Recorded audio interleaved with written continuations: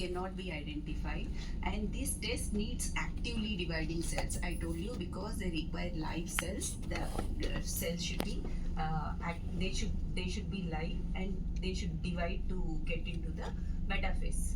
And also they are labor intensive. It requires a lengthy procedure, like 72 hours you culture, then you harvest, make slides, and then you band them, and then do microscopy. It's a quite laborious process. And then it requires skilled personnel. So personnel should be there to identify the chromosomes and to align the chromosomes and find out the abnormalities. And also abnormalities in the telomic regions are difficult to identify, because I told you how GTG banding takes. Like, you have only white and black color, and the white color which is present in the terminal region, if there is a translocation between a euchromatin region and another euchromatin region, it will be very difficult to identify. So we at the level of cytogenetics, we consider it to be normal. So these are the limitations of cytogenetics. So for every limitation of a technique, there will be a start of something else. That will be a new technique which will arise of the limitation. Considering the fact that there are certain limitation, a new technique will evolve, and from that limitation of that particular technique, and again a new technique will evolve.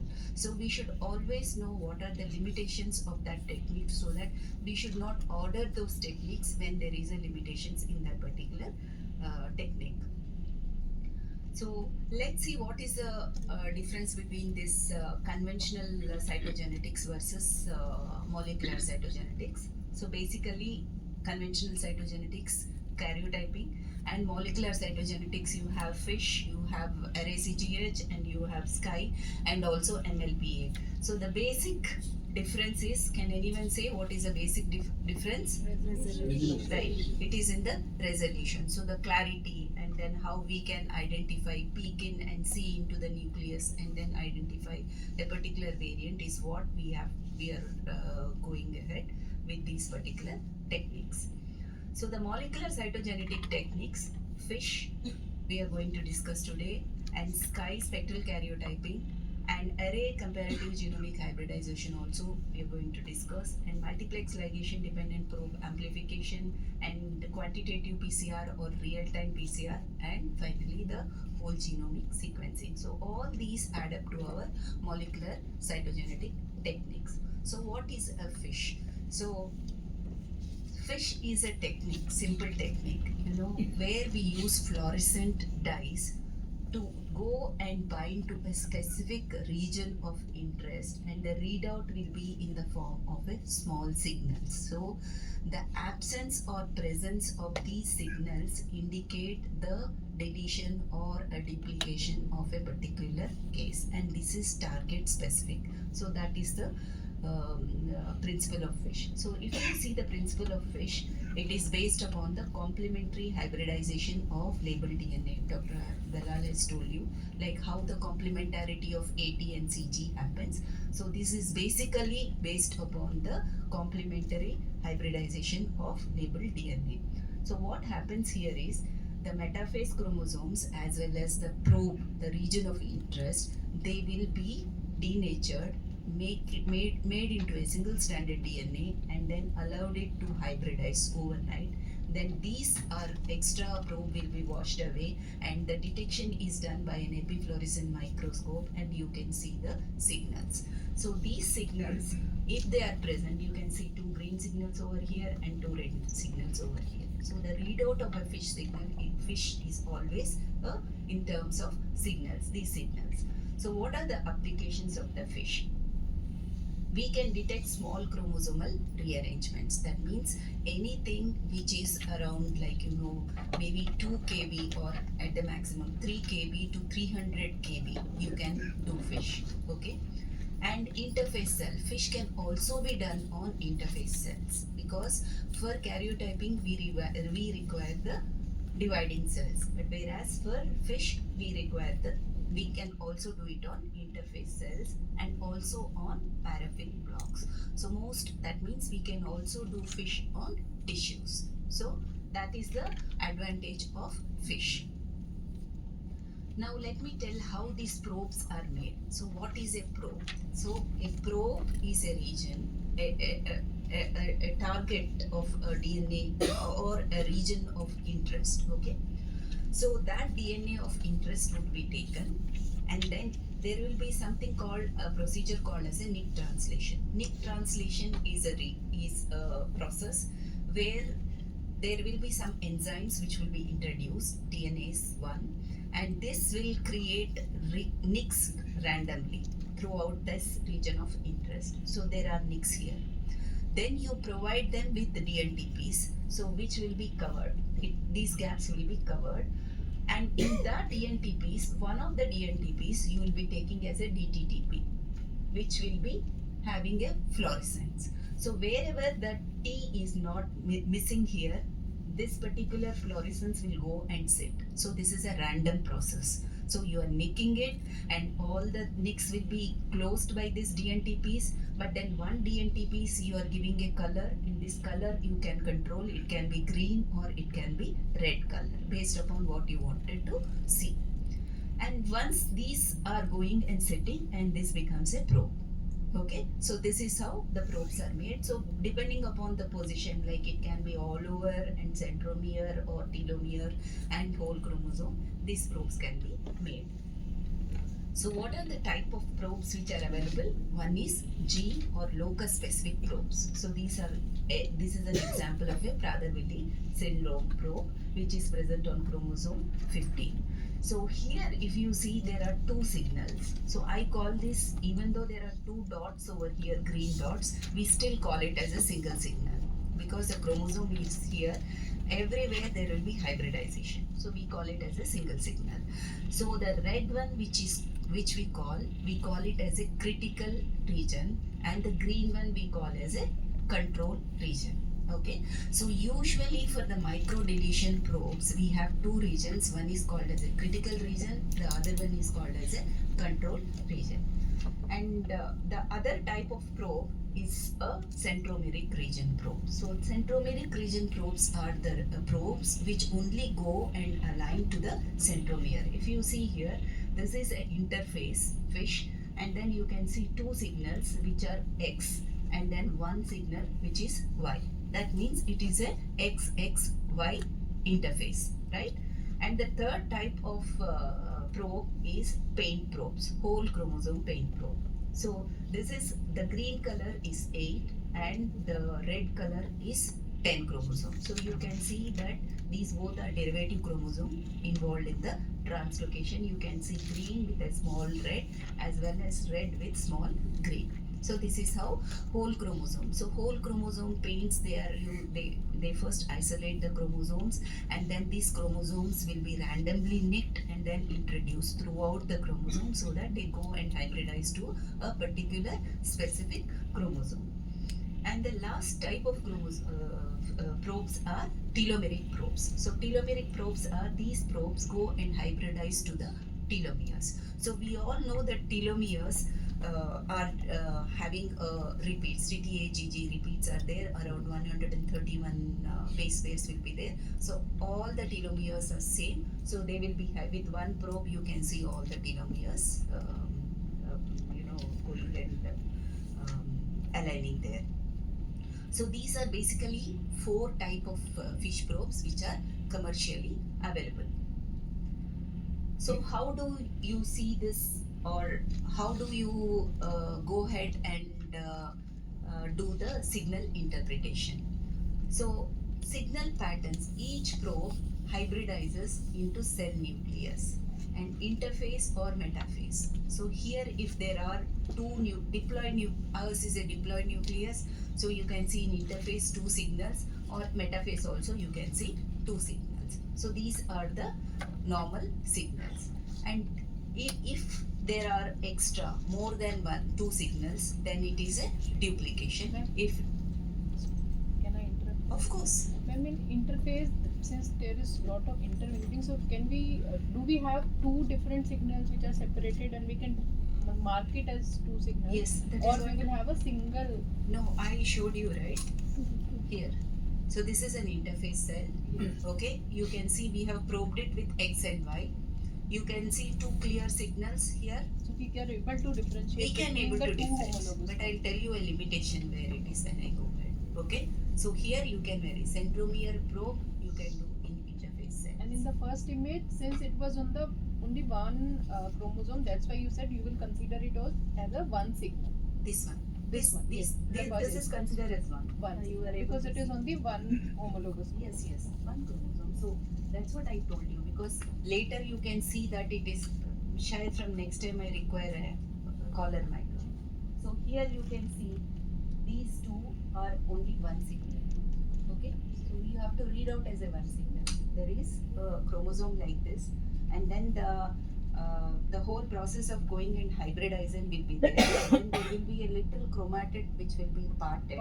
So in between, like you can't see the signal, but whereas you can see the signal as two different small thing.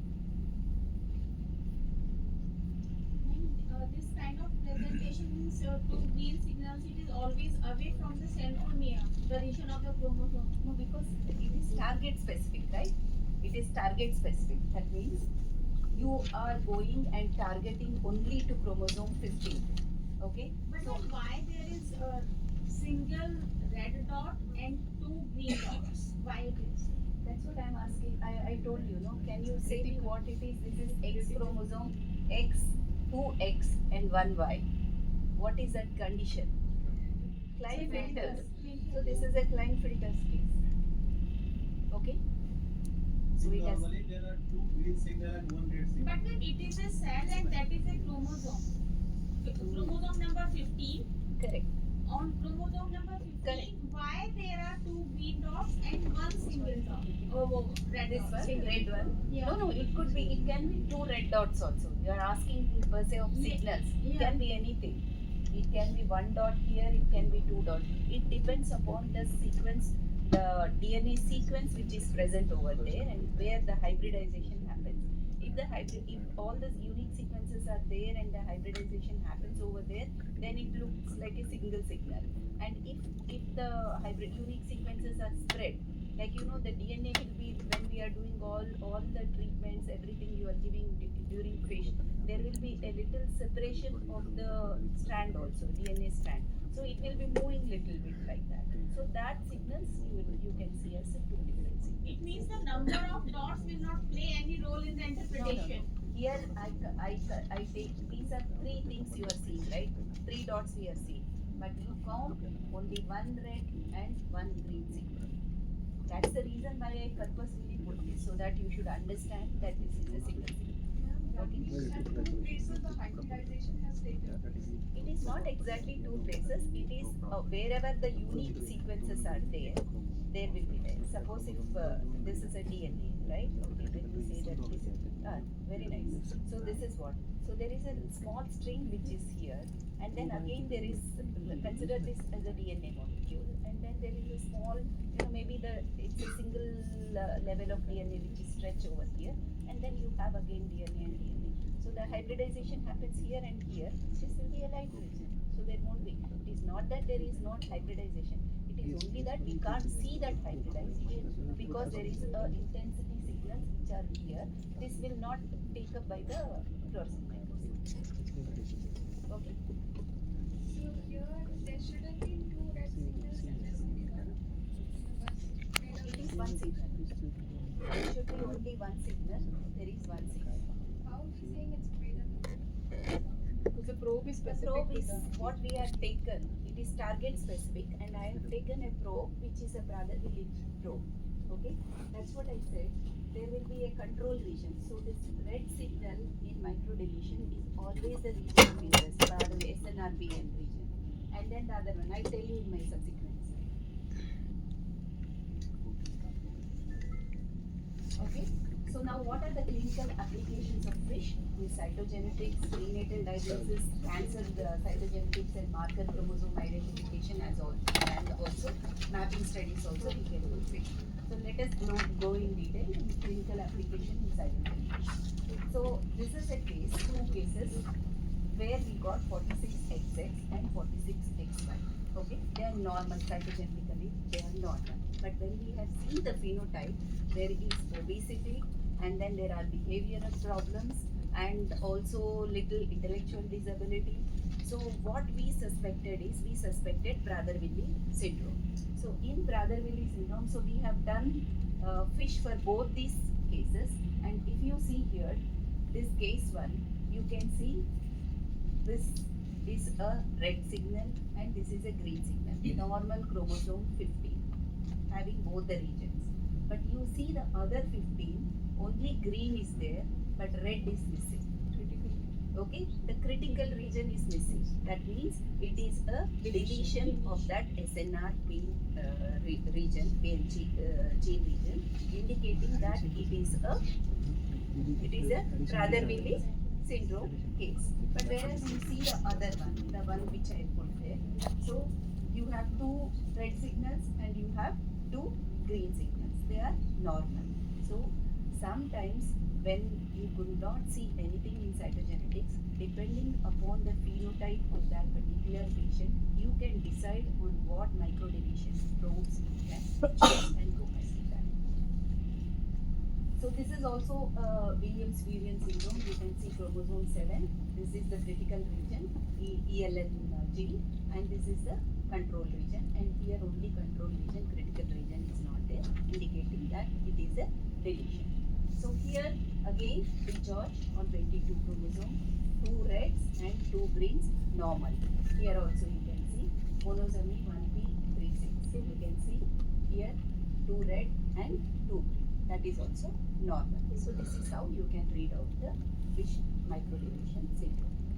So in the other case, if you see a karyogram, this is a balanced translocation involving chromosome 9 as well as 12. There is a big chunk of difference what you can see from normal 9 and then normal 12. So it is very clear by cytogenetics itself that there is a translocation. But whereas if you come to this karyotype, you can see here there is a translocation, okay, involving chromosomes 8 and 10. To my eyes, because I am seeing cytogenetics from so long time, I know that there is a terminal translocation. But if I say you, I don't think anyone will appreciate that there is a translocation. So to make you understand, to prove, we can do fish here and you can see this which I showed earlier.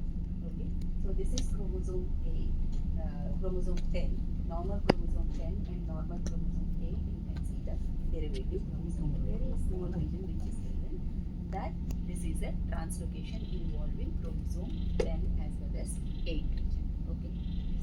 When to decide whether we need to go with the locus specific probes or the whole chromosome paint fish probes? Because in this case you have used the whole chromosome paint, probably because you have detected the telomeric translocation, the end translocation with your experience. So first thing is, for any microdeletion probes, I use a microdeletion probe. So this is a translocation which happened between 8 and 10. I know that translocation, non-homologous end joining, so it will be the terminal regions. First thing, you should have a probe available in the market in that particular region, so that you can go ahead and you don't have anything which is there on the 8 and specifically onto chromosome 10. So it is always better for any translocation, you can just do the whole chromosome involving those 2 chromosomes. Now clinical applications in prenatal diagnosis. So prenatal diagnosis, one thing is, like, there is something called as rapid fish, where you can immediately do a fish with the on the amniocytes itself. Okay, you can get the amniotic fluid and then you can just spin it, harvest it, and make it a slide, and then you can do a fish hybridization. So this is again two signals of X and Y. Always appreciate, though it is a prenatal diagnosis, you can inform the results of an interface cell to a clinician. But you should also do it on metaphysics, because that gives a clear picture. You can see here 2 green and 1 white. Aishwarya, can you take my call? I will use it. Okay. So you always have to do it on metaphase cell for anything. Interface cell, LSI, LSI 21, trisomy 21, you can see 3 dots over here, and Prader-Willi syndrome, again 2 dots and 1 red dot. So I put this slide purposely. Okay, can anyone say why did I put these two things in interface? Prader-Willi is a microdeletion probe, and LSI is a critical region where we can identify. So when we are doing a rapid FISH, and especially when you wanted to know about Down syndrome or something like that, you can quickly do this and you can identify 3 signals. Okay, and we are not checking in only one particular cell. You are checking in multiple, hundreds of cells. So it makes sense, like there are multiple signals at present. But whereas here, the reason why I put this slide is never do a microdeletion syndrome identification on an interface cell. Always do a microdeletion on a metaphase cell. Okay? Why? What could be the reason? What could be the reason? There is a critical region and a control region. So technically, if there is something wrong, because interface the chromatin is mixed up, so you cannot distinguish between a critical region and a control region of a same chromosome. So ideally, never do and never report a microdeletion on an interface cell. You have to do it on a metaphase cell. But in this case, you have got the separate signals in reticulum and this is an interface FISH. This one? Yes. This is an interface case. No. I have just put it as a representative thing. Usually we never do on Usually we never get the signals so far away so that it can suppose be if you are not, sometimes you miss that red signal. Okay? And if green signal is also not there, that means you are missing a chromosome. Only one chromosome is there. Suppose if you are having a green signal, no red signal, it could be a technical problem also. Maybe you are doing your FISH washes, maybe the chromosome has gone somewhere, or your binding didn't happen and then there is no highlighting of that particular region. So that's the reason why you should not do interface microdeletions. Okay? It is target specific thing should be reported on metaphase. But whereas in cancers we can do that. Okay. So, madam, that is why green signal is not there and the being weight of No, this is only red. It's only the critical region. This is allowed. LSI 20, it is allowed. Because it is only that critical, it's a bigger region, Down syndrome critical region. So the whole that region will be covered. So that can be covered. So now let's go to the clinical applications in cancer. So in cancers, hematological malignancy, FISH is given the